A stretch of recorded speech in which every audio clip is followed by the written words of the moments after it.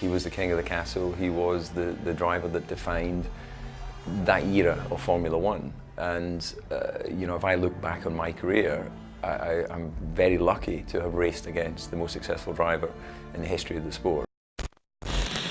My battles with Michael, I have to say that they were the best moments of my career.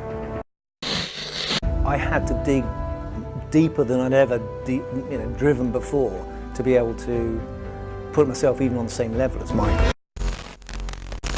When Michael was driver who was pushing the car on the limit and making some errors what caused him to have quite a bit accident. So he was always looking for improving the racetracks to be safer.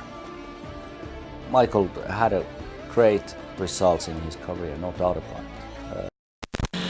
Having won the first 4 races of 1994, the Spanish Grand Prix proved to be a little trickier for Schumacher, as he found himself stuck in 5th gear for most of the race.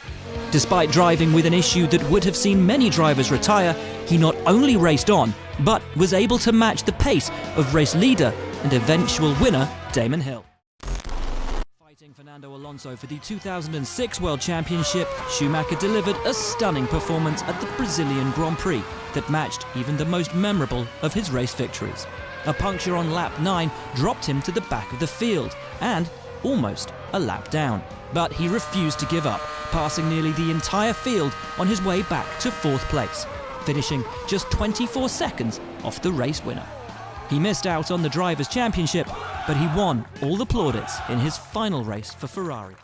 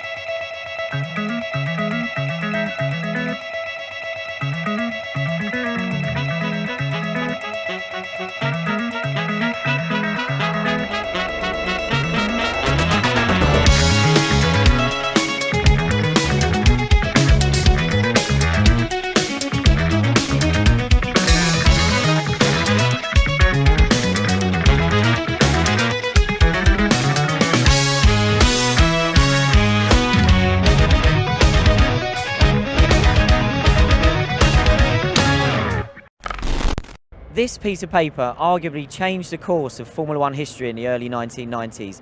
It's a letter from Michael Schumacher to Eddie Jordan that Schumacher's management and Eddie believe is the reason he got out of the contract he had with the team after just one race to move to Benetton.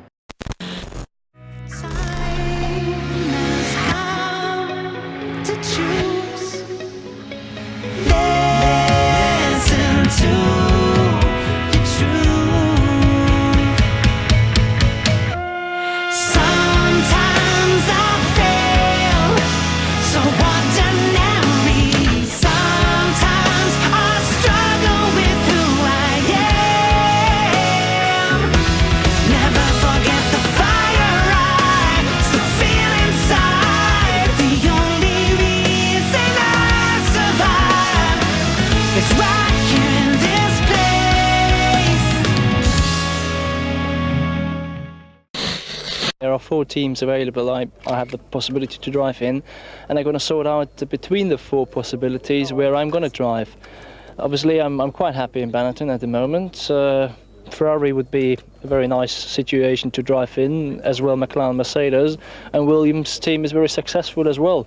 So there's 4 good opportunities, and I'm going to see and find out where I'm going to drive next year.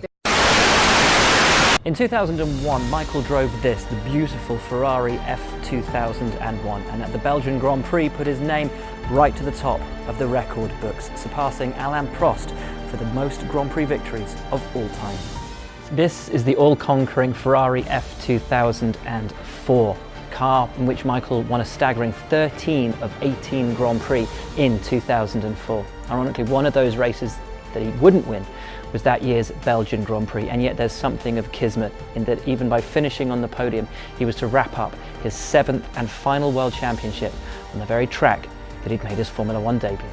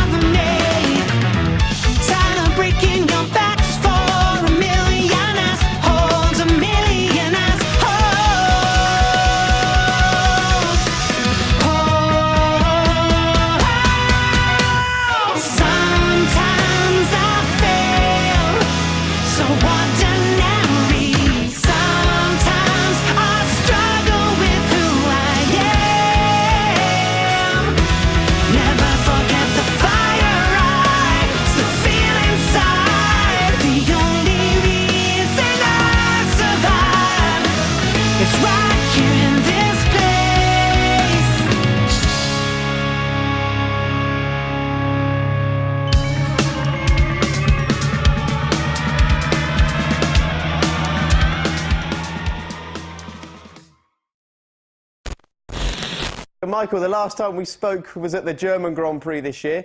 You told us at that time you weren't missing the buzz of Formula One, but now you're back. Yeah, you see how quick things can change. I mean, you should know the best, I guess.